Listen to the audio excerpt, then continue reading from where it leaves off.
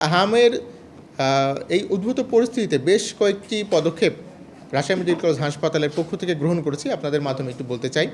আমরা কিন্তু হাম আইসোলেশন একটি ওয়ার্ড গঠন করেছি, সেখানে 40 শয্যার বিশেষায়িত একটি জায়গা আমরা সিলেক্ট করেছি। সেখানে আমাদের শিশু বিভাগের বিভাগীয় প্রধান এবং অন্যান্য প্রশিক্ষিত চিকিৎসক এবং দক্ষ নার্সদের সমন্বয়ে একটি টিম কাজ করছে।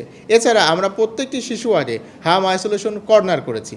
একই সাথে আমাদের পরিকল্পনা আছে, যদি রোগীর সংখ্যা আরও বেশি বৃদ্ধি পায়, আমরা যে কোনো একটি শিশু ওয়ার্ডকেই পুরোপুরিভাবে হাম আইসোলেশন ওয়ার্ডে রূপান্তর করব। অতিরিক্ত এই রোগীর চাপ সামাল দেওয়ার জন্য হাম আইসোলেশন ওয়ার্ড তথা আমাদের যে শিশু ওয়ার্ডগুলো রয়েছে সেখানে অতিরিক্ত অক্সিজেন লাইন বিনির্মাণের কাজ ইতিমধ্যে শুরু করেছি এবং আমাদের যে আইসিইউ সংকট ছিল এটির জন্য আমরা যেটি করেছি, আমাদের শিশু বিভাগের যে 12 শয্যার আইসিইউ ছিল, জেরিয়াট্রিক আইসিইউ থেকে 6টি বেড আমরা এই শিশু আইসিইউতে সংযুক্ত করছি। অর্থাৎ এখন পর্যন্ত আমাদের শিশু আইসিইউয়ের সক্ষমতা গিয়ে দাঁড়িয়েছে 18তে।